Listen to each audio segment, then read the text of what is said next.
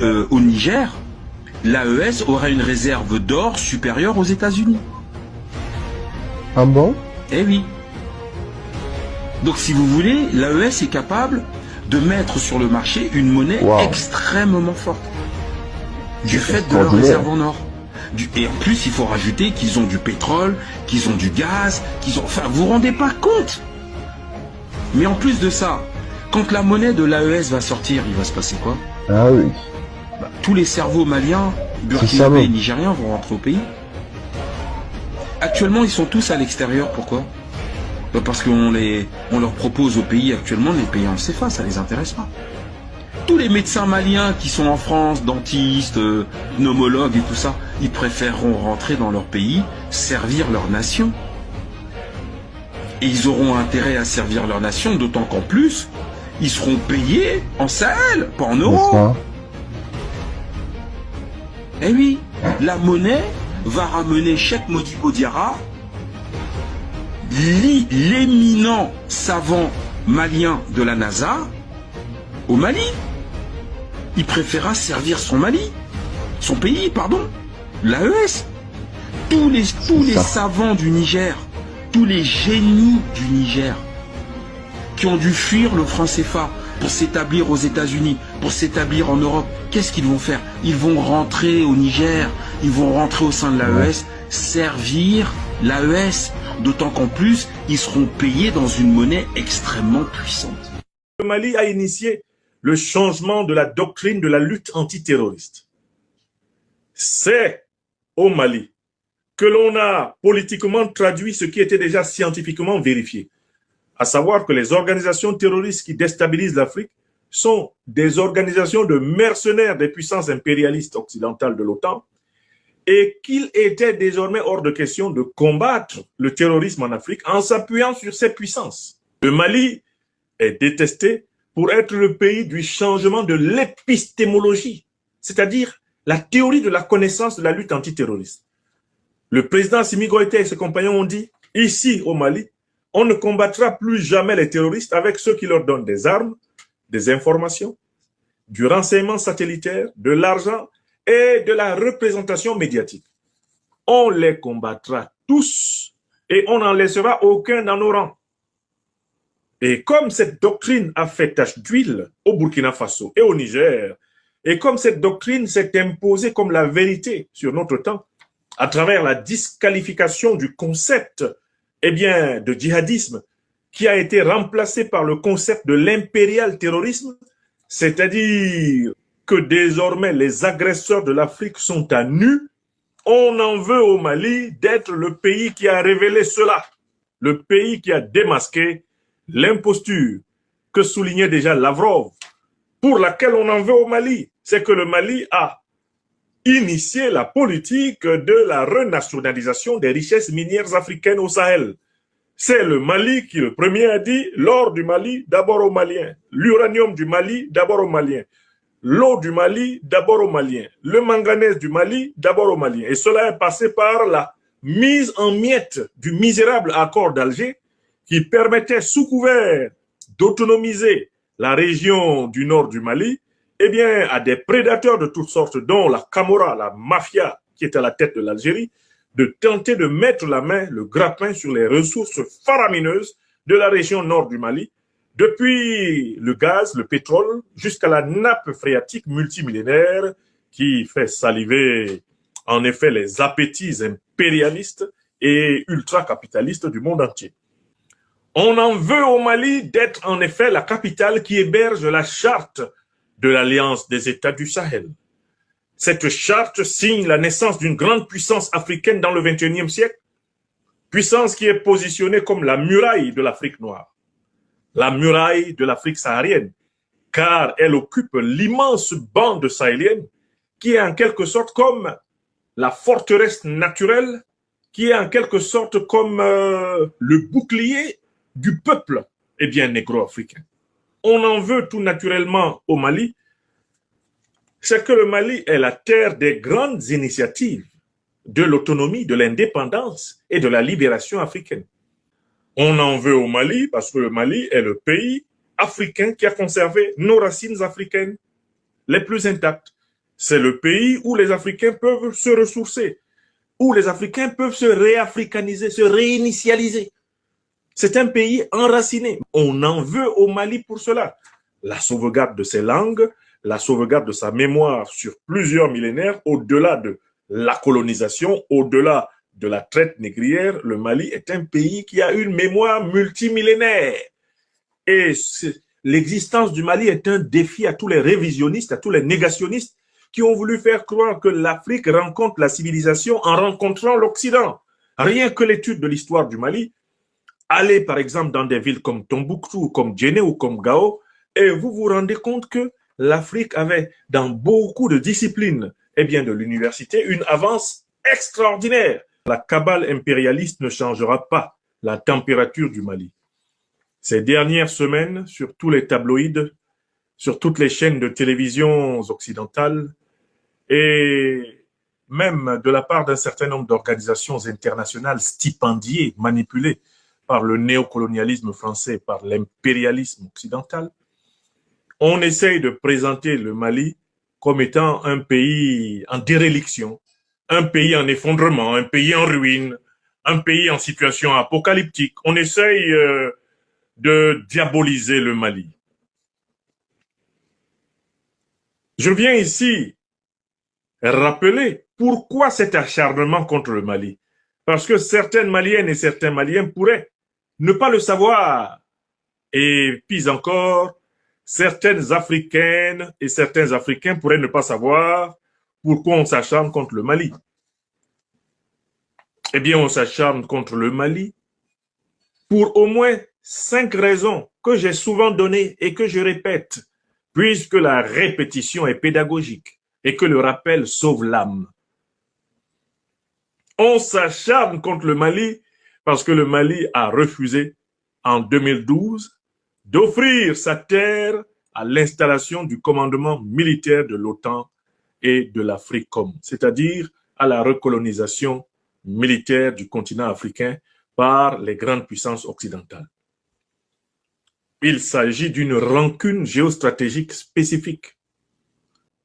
On s'acharne contre le Mali parce que le Mali a sonné le tocsin de la libération de l'Afrique de l'occupation militaire au XXIe siècle, en demandant aux troupes néocolonialistes françaises, en demandant aux troupes impérialistes occidentales, en demandant aux troupes stipendiées et manipulées de la mission des Nations Unies de dégager de son territoire, le Mali a initié une kyrielle de délogement de troupes néocolonialistes et impérialistes qui s'est quelque temps après emparé du Burkina Faso, du Niger, du Tchad, et qui est devenue une fièvre continentale et mondiale.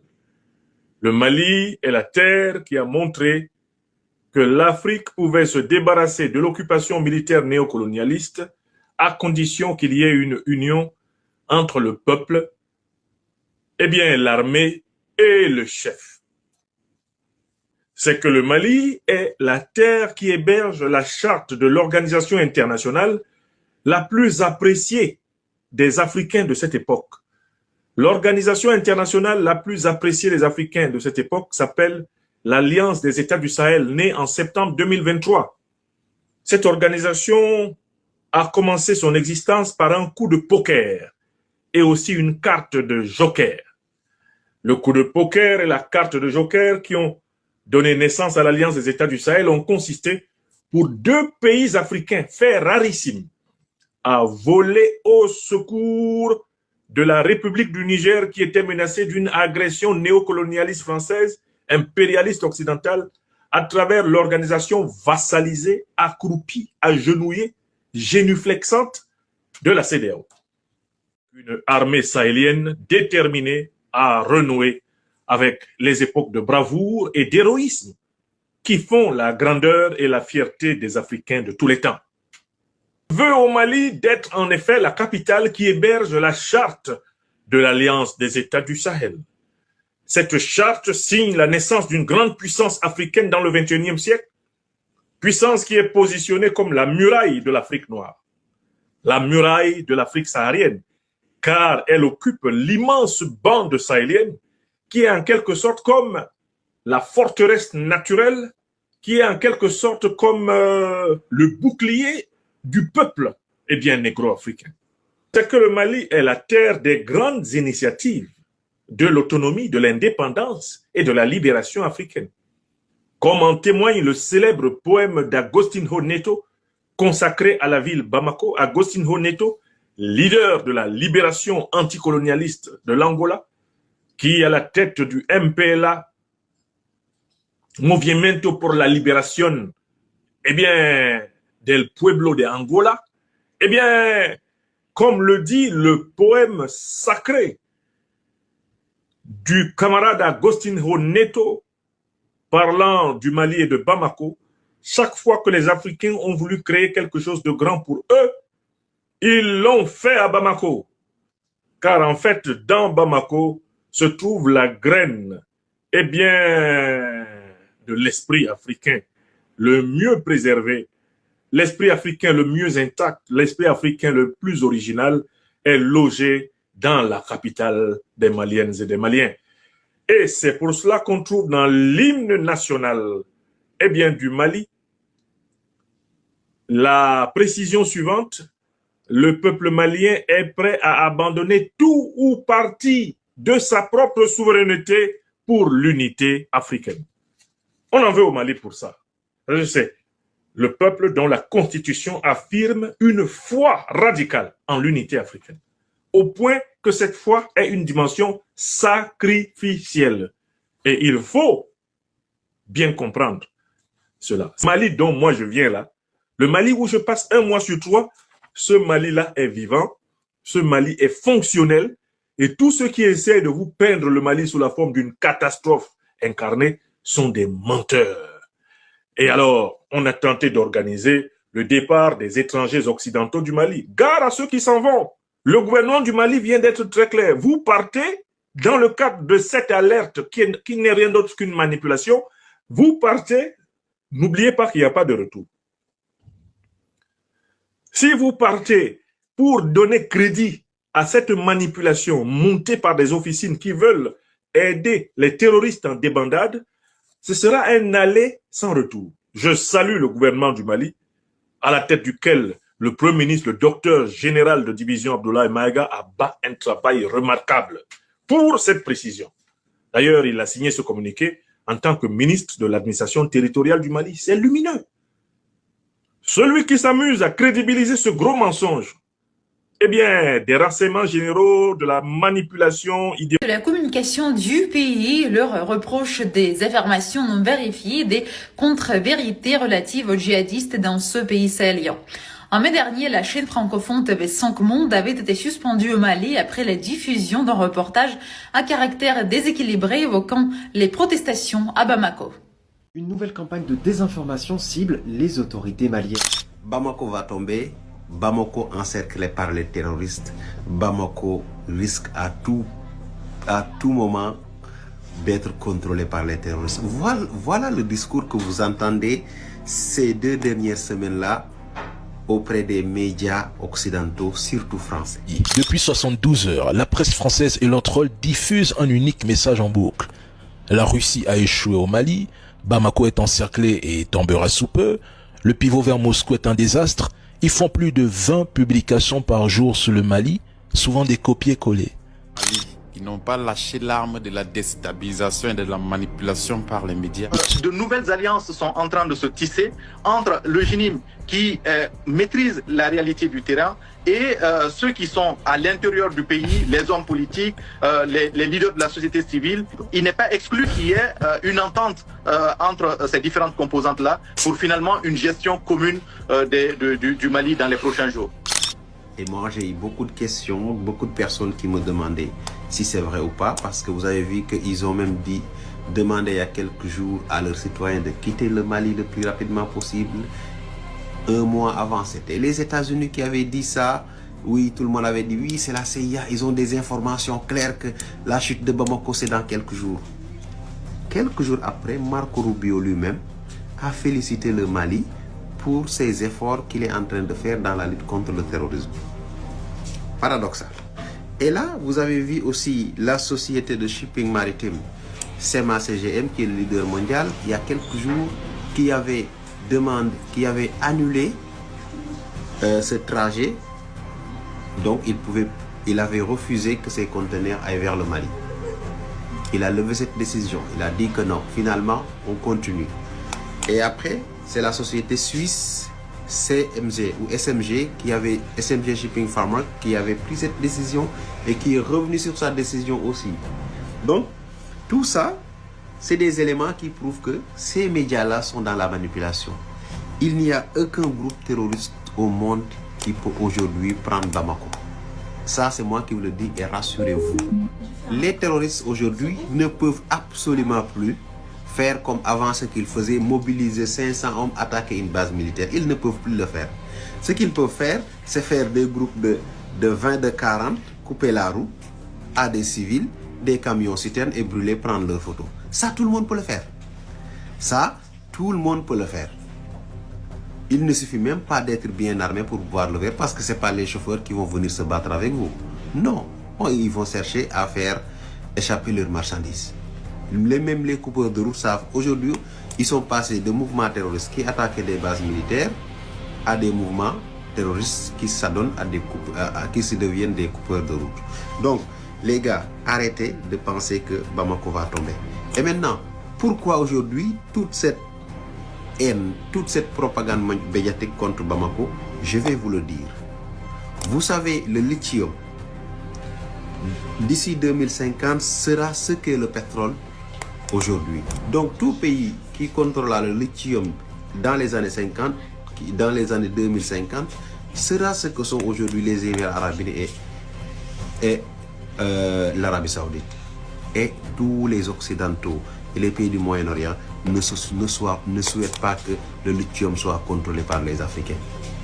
Parce que eux, ce qui les intéresse, c'est de voir l'Afrique de plus en plus humiliée, de plus en plus dominée, pillée. Et pourquoi le Mali? Le Mali parce que, vous avez vu, en l'espace de quelques mois, le général Assimi Goïta a inauguré 2 mines de lithium. La première, c'était à Goulamina. Et la deuxième, c'est à Bougouni. La mine de Bougouni, qui a été un investissement, qui a été financée à hauteur de 65 millions de dollars, soit 36 milliards de francs CFA, qui produira 120 000 tonnes chaque année de concentré de spodumène. Donc, avec cela, lors de son inauguration, il y avait l'ambassadeur de Chine qui était présent parce que aussi c'était une entreprise chinoise qui a gagné le marché et qui va investir dans cela. Donc vous voyez que toujours il n'y a pas l'Occident. Et bien avant cela, il y avait la mine de Goulamina. De Goulamina qui, cumulée avec la mine de Bougouni, devront produire 590 000 tonnes, un demi-million de tonnes de lithium chaque année. Et ça, je vous ai dit que c'est comme le pétrole en 2026, en 2050. S'il n'y a pas de lithium, il n'y a pas de batterie électrique, il n'y a pas d'aspirateur rechargeable, il n'y a pas de... tout ce qui est rechargeable, que ce soit téléphone portable, robot rechargeable, tout ce qui est rechargeable dépend du lithium. Donc, le lithium, à un moment donné même, sera beaucoup plus stratégique que le pétrole. Et les Occidentaux ne vont jamais laisser les Africains contrôler une ressource aussi stratégique. C'est pour cela qu'ils sont en train de tout faire pour que tous les pays qui essaient d'avoir une transformation sur place du lithium soient des pays avec que ces dirigeants-là soient anéantis. Ils sont en train d'acheter des intellectuels malhonnêtes qu'ils invitent sur leur plateau, faisant semblant qu'ils maîtrisent la situation du terrain, qu'ils connaissent ce qu'ils disent, alors que c'est tous des vendus. C'est tous des vendus. S'il n'y avait pas une démarche allant dans le sens de la souveraineté sur les ressources au Mali, le Mali n'aurait jamais connaître ce qu'il est en train de vivre. Le lithium est le nerf de la guerre actuellement. Et actuellement, ils sont en train de financer indirectement, surtout les Émirats arabes unis, indirectement le terrorisme. Qu'est-ce qu'ils font? Ils envoient leurs citoyens dans les zones terroristes pour se faire capturer et après ils vont payer une rançon pour que leurs citoyens soient libérés. En réalité, ce n'est pas des rançons, c'est une manière indirecte de financer les terroristes parce qu'ils ne peuvent pas prendre directement de l'argent comme ça et financer. Mais si vous envoyez votre citoyen, il se fait capturer, vous connaissez le deal, il ne sera jamais torturé parce que la personne qui va capturer le gars sait que ce n'est pas un prisonnier, c'est une personne qui va nous servir pour financer nos activités. Et après, derrière, vous dites que oui, on doit tout faire. Nous sommes en train de négocier pour libérer les otages alors qu'il n'y a pas d'otages. C'est eux-mêmes qui sont partis se livrer et vous payez l'argent. Cet argent-là va servir à l'achat d'armement. Donc, ne vous inquiétez pas, ils sont tout simplement dans la manipulation. Et ce qui leur fait mal aujourd'hui, c'est l'exploitation de lithium qui commence. Et ils ont peur aujourd'hui que d'autres pays prennent référence sur le Mali à travers l'exploitation de lithium. Et pas une exportation ou laisser un terrain vide aux pierres, ce qui va déterminer demain ou après-demain la pauvreté dans ces zones-là. Donc, ils ont la rage, vous allez tout entendre et ils vont tout manipuler jusqu'à ce que certaines personnes faibles croient à leurs mensonges. Mais ne vous faites pas avoir. Personne ne peut prendre Bamako. L'objectif est de provoquer le chaos économique pour forcer le gouvernement malien à céder ou à plier. Cette campagne s'accompagne d'une guerre médiatique sans relâche destinée à briser le moral. Le scénario est toujours le même. Isoler Bamako, agiter l'opinion internationale, puis parler d'intervention humanitaire et militaire sous prétexte qu'il y aurait trop de morts. En réalité, tout cela vise à reprendre la main sur les ressources de l'AES qui échappent désormais au contrôle occidental. La RCA a connu la même mise en scène. Accusations de massacre, de pillage par la Russie, des rumeurs selon lesquelles Touadéra serait otage de la Russie. Mais lorsque Bangui a commencé à se stabiliser, que les groupes armés ont reculé, que l'État a repris des zones abandonnées depuis 10 ans et que les terreaux ont commencé à déposer les armes en acceptant une paix, le discours occidental a soudain changé de ton. Aujourd'hui, au Mali, le même schéma se répète. La presse française donne de l'écho aux revendications des terreaux, tout comme elle soutenait autrefois les bataillons Azov en Ukraine contre la Russie. Mais c'est toujours la même méthode. Saturation de l'espace médiatique, répétition puis dramatisation. C'est toujours le même but. Délégitimer le partenaire russe et punir un État africain qui ose refuser la tutelle. Mais mesdames et messieurs, ils n'ont pas changé leur mode opératoire. À un moment donné, ça m'amuse.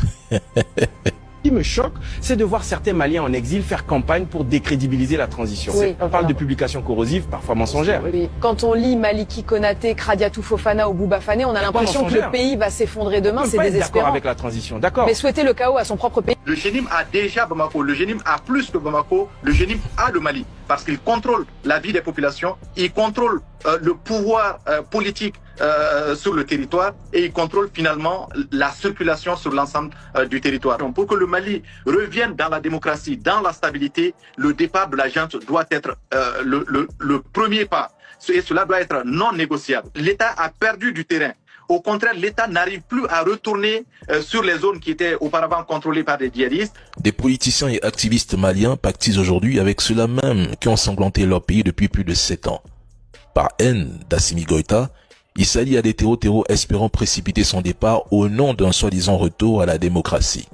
En réalité, c'est un retour à leur privilège d'antan. Ces gens qui prétendent aimer la démocratie regrettent surtout l'époque où ce mot servait de couverture au pillage organisé, au vol d'État et aux fortunes mal acquises. Quelle tragédie de voir certains fermer les yeux sur l'héritage corrompu des anciens régimes tout en oubliant qu'Assimi Goïta a hérité d'un pays déjà vidé de sa substance. Mais s'associer aujourd'hui au terreau pour des ambitions politiques, mais c'est au-delà de la honte. Ces démocrates courtisent des terreaux qui mutilent, éliminent et imposent la peur sur les villages maliens.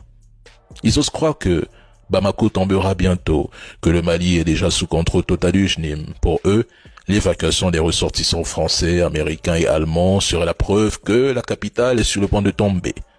En réalité, Leur espoir caché, c'est la chute de Bamako, que ce soit par un coup d'État, une révolte populaire ou une attaque frontale du JNIM. Mais ils oublient que, militairement, cela relève du fantasme. Le rapport de force est écrasant en faveur des Fama. Ils ont vendu la peau de l'ours avant de l'avoir aperçu.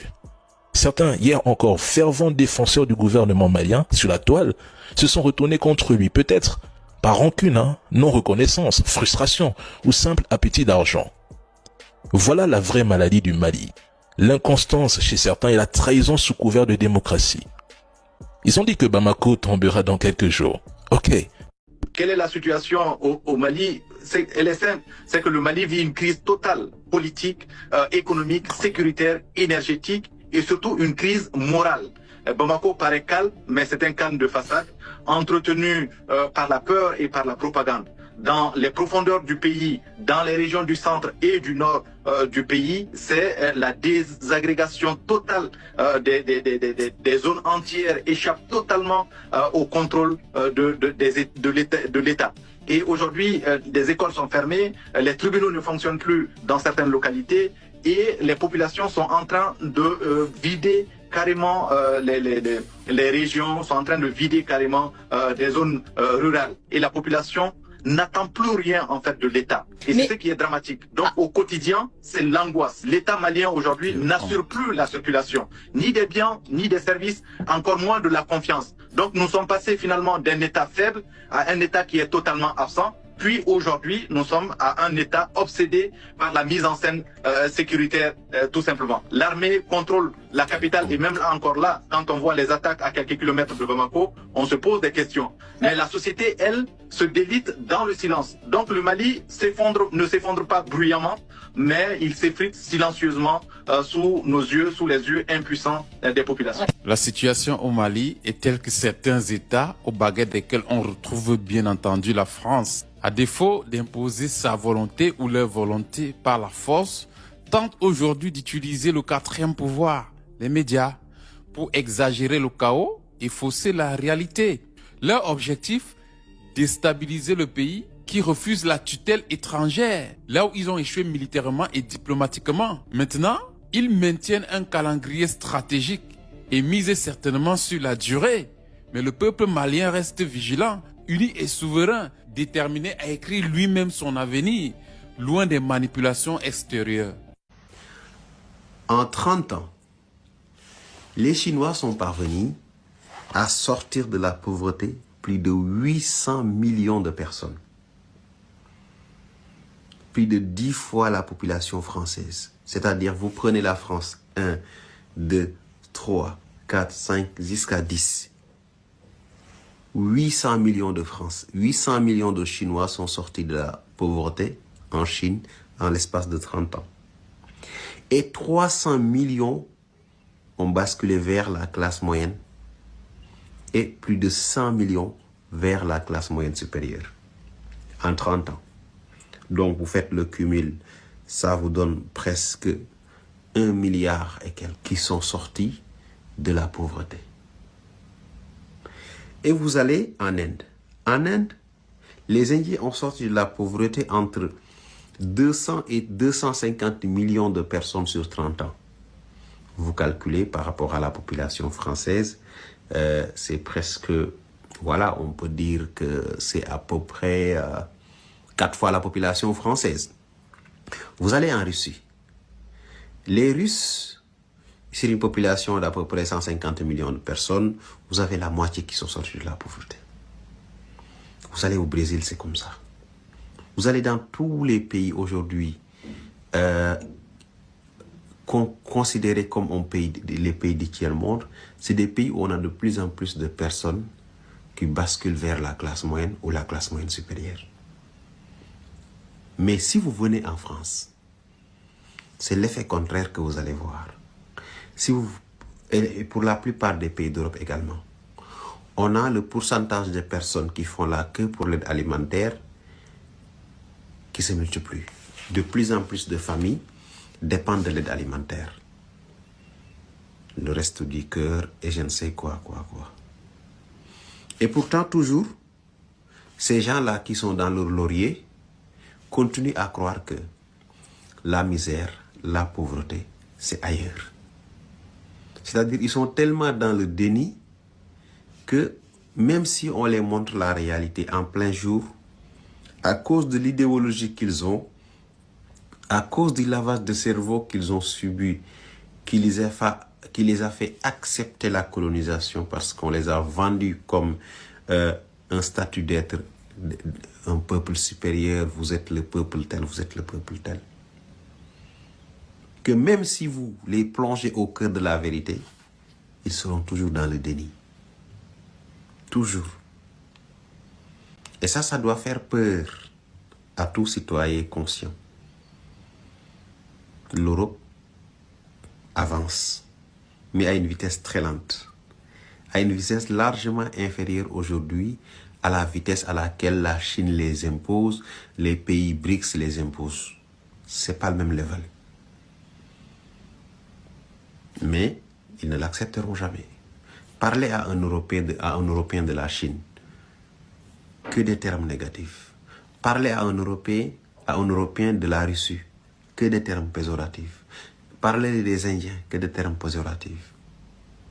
Pourtant, les Chinois ont créé des riches qui ont un pouvoir satanique. C'est pas moi qui le dis. Les actes d'un homme montrent s'il est satanique ou s'il n'est pas satanique. Et moi, mon travail, c'est quoi? C'est d'enseigner la lumière de Dieu et de dénoncer les œuvres du diable. Publiquement aujourd'hui, l'histoire de la Côte d'Ivoire se résume en Jérémie 24. Depuis 2011, Dieu m'avait dit ça. Chers camarades, ce pasteur fait des révélations prophétiques sur l'élection en Côte d'Ivoire. Écoutez-le, car il affirme qu'il y aura du sang versé à cause du 4e mandat. C'est que je suis un leader d'opinion et mon travail me donne le droit de donner mon opinion parce que je guide une assemblée pour les orienter et pour les aider à comprendre ce qui se passe et aussi à prier. Deuxièmement, il y a une loi concernant la liberté d'expression. Tant que tu n'insultes pas, tant que tu ne diffames pas, tant que tu ne dénigres pas, tu as le droit d'exprimer ton opinion. Donc ça ne sert à rien que quelqu'un aille prendre ma vidéo pour couper. Amen. Il peut finir de parler puis j'allais à Abidjan. Et puis il n'y a rien. À la Cannes, j'ai parlé. Ils ont dit non, toi là, tu n'as plus venir à Abidjan ici. Je viens de faire conférence du Saint-Esprit à Abidjan. Je ne parle pas pour parler. Quand je parle, c'est que je sens à l'intérieur de moi que Dieu veut que je parle. Amen. Et puis, il y a le genre de personnes, il ne faut pas mettre leur bouche dans ton affaire parce que quand ils mettent, il faut faire attention. Et de la manière dans ces jours, mon esprit bouillonne en ce qui concerne la Côte d'Ivoire. Je sens que c'est presque au terme. J'étais à Abidjan. J'ai dit Dieu a donné 70 ans pour restaurer la Côte d'Ivoire. Et j'avais même pas dit 70 ans, j'ai dit 70. Et Dieu m'a dit 70. Et Côte d'Ivoire a fêté 65 ans cette année. Donc d'ici 5 ans, ça va changer. Mais avant que ça ne change, le pays rentre dans une dernière ligne droite. Et dans cette ligne droite, plusieurs personnes vont recevoir la lèpre. Et ma vidéo parlait des pasteurs. J'ai dit aux pasteurs de faire attention. La lèpre de Naaman existait. Il a été guéri, mais sa lèpre n'a pas disparu. C'était quelque part. Amen. C'était quelque part. On dit c'est Dieu qui établit les autorités. Donc respecte aussi l'autorité de Satan alors. Si c'est Dieu qui établit les autorités. Dieu établit les autorités, mais Dieu n'établit pas toutes les autorités. Non, Dieu n'établit pas toutes les autorités. Il y a des autorités qui ont un pouvoir satanique. C'est pas moi qui le dis. Les actes d'un homme montrent s'il est satanique ou s'il n'est pas satanique. Et moi, mon travail, c'est quoi? C'est d'enseigner la lumière de Dieu et de dénoncer les œuvres du diable. Donc, le 4 avril 2011, Dieu m'a donné Jérémie chapitre 24 en ce qui concerne la Côte d'Ivoire. Dieu m'a parlé clairement. Je n'ai jamais dit sur les réseaux sociaux, mais je le disais aux uns et aux autres. Amen. Il disait voilà. Et ce que je disais, comme le dit Jérémie 24, c'est ce qui s'est passé. Et c'est ce qui est en train de se passer. Et donc quand j'interpelle avec Jérémie 24, je suis en train de dire à des gens que vous êtes dans une dernière ligne droite où vous devez faire très attention. Parce que le méchant ne meurt pas seul. Il meurt avec beaucoup de personnes. Il part avec beaucoup de personnes. Il va corrompre beaucoup de personnes. Donc ce que je suis en train de dire, c'est pour sauver le ministère de quelqu'un. Donc, faudrait que, peuple de Dieu, ou bien je vais m'adresser directement à la Côte d'Ivoire. Il faut comprendre que tu es arrivé à une période où tu es à la fin. Et cette période-là, tu dois définir qui tu veux suivre. Je ne parle pas d'un homme, je parle de Dieu. Tu veux suivre Dieu, commence à t'attacher au principe de Dieu. Ou soit tu continues dans la voie de la perdition. Voilà le message de la part de Dieu. Donc ne pensez pas que toutes les nations ont la même histoire. Toutes les nations n'ont pas la même histoire. L'histoire du Cameroun est différente. L'histoire du Congo est différente. L'histoire de la Côte d'Ivoire est différente. Donc chaque pays écrit son histoire. Et je le dis publiquement aujourd'hui, l'histoire de la Côte d'Ivoire se résume en Jérémie 24. Depuis 2011, Dieu m'avait dit ça. Moi j'invite des gens qui ont besoin d'argent, des pasteurs qui ont besoin d'argent. Ne gâchez pas votre vie aujourd'hui. Parce que votre ministère va s'éteindre et les gens qu'on ne connaît pas, ce sera leur temps bientôt. Et vous serez assis comme des sorciers en train de regretter toutes les grandes croisades que vous avez faites. Parce que Dieu vous aura dépouillé de toute gloire. Les mêmes qui vous encouragent aujourd'hui, les mêmes qui vous acclament, qui viendront sous ma vidéo pour m'insulter. Demain, quand le régime va changer, les mêmes feront comme s'ils n'ont jamais entendu vos mauvaises actions. Et ils vous rappelleront cela. Les mêmes qui ont dit « Hosanna au plus haut des cieux », c'est les mêmes qui ont dit « Crucifiez-le ». Aujourd'hui, on t'acclame. Demain, on va te vomir. Je prends un seul exemple. Corée Moïse, un vrai homme de Dieu. Mais parce qu'il s'est collé aux politiques, il est aujourd'hui quelque part. Il avait la plus grosse église quand le régime tombait en Côte d'Ivoire. Je parle à quelqu'un. On peut dire tu es jaloux, tu es aigri, tu es je sais pas. Mais si c'est Dieu qui parle, le temps définira ce qui est dit. Sa véracité ou sa fausseté. Mais on est dans une période de recrutement en masse. Beaucoup vont devenir faux et quelques rares vont rester vrais. C'est pas l'argent de tout le monde en mange. C'est pas l'argent de tout le monde on mange. On dépense, on met dans sa maison, on consomme. Cet argent va amener la lèpre dans ton ministère, va amener la sécheresse. Et quand le régime va quitter, tous ceux qui avaient des biens avec le régime, comme le dit Jérémie 24, ils seront poursuivis partout. L'opinion internationale qui donne l'impression de vous soutenir, ils vont révéler tous vos acquis et ils vont vous dépouiller. Et ils garderont cela dans leur pays, ils ne donneront pas ça à la Côte d'Ivoire. L'histoire est en train de se répéter. J'emmène toute personne. Si tu avais pris un mauvais chemin, c'est le lieu de te repentir. Je n'ai jamais parlé publiquement sur la situation de la Côte d'Ivoire. Je ne t'ai pas dit s'il y aura élection ou pas. Ce qui va se passer, ce n'est pas une élection. Voilà, ce n'est pas une élection, c'est un braquage national qui est en train de se produire avec des armes, avec des emprisonnements. Et c'est ce que Dieu nous envoie dire. Jérémie a parlé de la sorte au roi. Daniel a parlé à Nebuchadnezzar. Et en tant que prophète de Dieu, j'ai libéré ce qui me brûlait sur le cœur depuis. Et je ne veux pas que des gens aillent transmettre un message en prenant des bouts de ma vidéo pour aller me donner une image alors que je n'ai dit le nom de personne. Je parle à ma nation et je parle à mes compatriotes. J'ai dit, Dieu n'a pas donné la canne à la Côte d'Ivoire. On m'a insulté. Je répète, la canne a été donnée par Accra Joe à la Côte d'Ivoire. C'est ce que j'ai dit. Et je le répète, ma vidéo est encore là. J'ai fini ça et je suis allé à Abidjan. Je suis revenu et je dois aller encore à Abidjan. C'est pour dire à quelqu'un que le but, c'est que des gens soient récupérés. Des gens soient récupérés. Je ne vais pas dire de prier pour la Côte d'Ivoire. On n'a pas de prière à faire pour la Côte d'Ivoire. Il n'a qu'à laisser le pouvoir. La Côte d'Ivoire va être en paix. C'est pas affaire de prière. C'est tout. Voilà. C'est pas affaire de prière. C'est une affaire de tu as fini ton travail, tu quittes. Laisse le pays être en paix. Il y a le désordre quand on ne respecte pas des lois. C'est le même problème qu'on a à l'église. Dieu dit ça. Quelqu'un dit non, c'est pas comme ça. C'est ça qui envoie le désordre dans l'église. C'est le même désordre qu'on a dans les nations. Pourquoi la Suisse vit en paix? Parce qu'on ne rigole pas avec les lois. C'est ça bien, c'est pas ça. Il n'y a pas de prière à faire pour la Côte d'Ivoire. Le président a fini son travail, qu'il libère le fauteuil et les autres vont gérer. C'est pas un sujet de prière. Quelle est cette hypocrisie dans laquelle les pasteurs se réunissent pour prier? On va prier pour la Côte d'Ivoire. Pourquoi? Tu as fini ton travail, pas. Laisse les autres diriger le pays. C'est tout. Le pays va vivre en paix. Cette guerre est due au fait que quelqu'un ne veut pas respecter les principes. Et des gens vont mourir. Et des gens ont tellement fait, ils vont acclamer une telle action. Ils vont justifier une telle action. Mais c'est quelle manière de réfléchir ça? Quelqu'un fait quelque chose qui n'est pas bon. Et dedans, toi, tu dis que c'est bon. Tu es plus malade que la personne. La loi même dit celui qui vole. Et puis celui qui achète ce qu'on a volé. Lui qui achète, on le met plus en prison que lui qui a volé. Celui qui vend la drogue est plus puni que celui qui la consomme. Donc vous êtes pire, vous qui l'encouragez à conserver le pouvoir, que lui-même qui conserve le pouvoir. J'ai fini de parler. Depuis le pays le plus neutre de la terre. Ne vous fâchez pas, hein, même si la vérité fait mal. Que Dieu bénisse votre vie. Si tu es un gars de l'autre côté, n'hésite pas d'accord avec ça. N'hésite pas que Gbagboïs, je suis un Ivoirien. Hein? On s'assoit tous les jours, on va dire, les Blancs sont mauvais. Les Blancs nous... Blanc une fois quitté dans son pays pour aller prendre ses choses chez toi. C'est toi-même qui lui donnes. Jamais ils sont venus avec des fusils dans nos pays pour prendre nos ressources. Jamais. C'est nos dirigeants qui prennent pour leur donner. C'est ça, mais c'est pas ça. C'est nos dirigeants qui prennent pour leur donner. Jamais. Qui a tué Thomas Sankara? C'est un blanc. Qui a mené Gbagbo à la CPI? C'est un blanc. Qui fait des coups d'état? C'est pas le propre frère qui fait coup d'état sur son frère. Ah, donc vous pensez ce qu'il fait là, c'est pas la parole de Dieu. C'est l'œuvre de Dieu ici en train de faire. Va lire Jérémie. Va lire les prophètes, c'est ce qu'il faisait. C'est ça la Bible. Donc quand Jean-Baptiste parlait à Hérodias, il dit femme tu cherches là, c'est pas ta femme, c'est la femme de ton frère, tu dois pas faire ça. C'est l'évangile. On dit non, vous les pasteurs prêchez la parole de Dieu, laissez cette histoire. Mais la parole de Dieu c'est quoi? C'est de mener le peuple de Dieu dans la paix. Les gens ils ont tué hier ils ont mis plus de 200 personnes en prison parce qu'ils sont sortis dans la rue. On va mettre encore aujourd'hui, il y a cas qui les attend pour aller en prison. Même ici en Suisse les gens manifestent. Les Syriens sont pas en train de manifester dans les rues là-bas. On les met en prison. C'est pas leur pays hein. Les Syriens en Suisse ici ils sortent, ils sont pleins, on les met pas en prison. Des gens qui manifestent dans eux-mêmes leur pays. On met cas, on les met en prison. J'invite les Ivoiriens à mettre un numéro en place. Un numéro où nous, on est à l'extérieur, on ne peut pas marcher là. On va envoyer l'argent, ils vont nourrir ceux qu'on arrête. Si vous ne parlez pas, c'est vos enfants, vous êtes en train de condamner. Ça fait combien d'années Cameroun est bloqué? Un pays riche, rempli de terres rouges. Que les fortunes du Cameroun? Parce que chacun dit on va le laisser jusqu'à ce qu'il meure. On n'a qu'à regarder. Pourquoi tu ne laisses pas Satan aussi régner dans ta vie jusqu'à ce qu'il soit fatigué? Si Satan tient bouche, pardonnez. Commencez à exhorter autour de vous pour que l'Afrique se réveille. C'est comme ça l'Afrique va se réveiller. Avec des institutions fortes. Des dirigeants qui respectent des lois.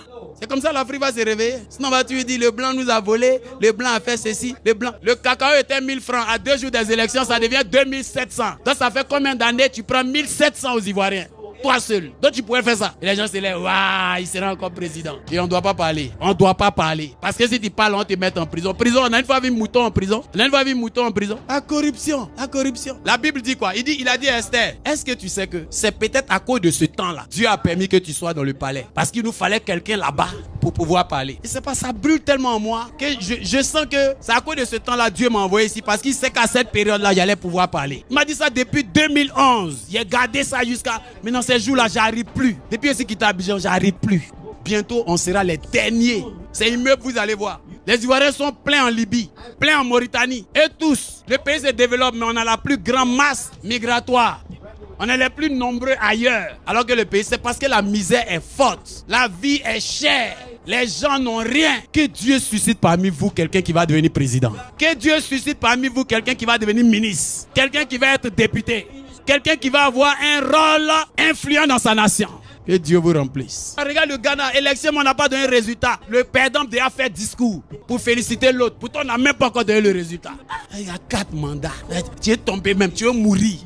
Mais tu ne laisses pas. Et dans ça, là, il y a des gens qui l'acclament. Les gens sont sorciers. Dans ça, il y a un pasteur qui s'est là, on dit, lui là, il a onction royale. Lui là, il a onction royale.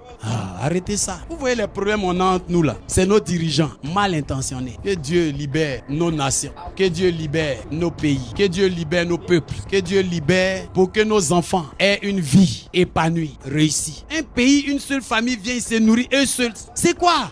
Brazzaville. Ça fait combien d'années il est au pouvoir? 40. Le président en Suisse, il règne combien de temps? 1 année. Regarde la stabilité. Il est président.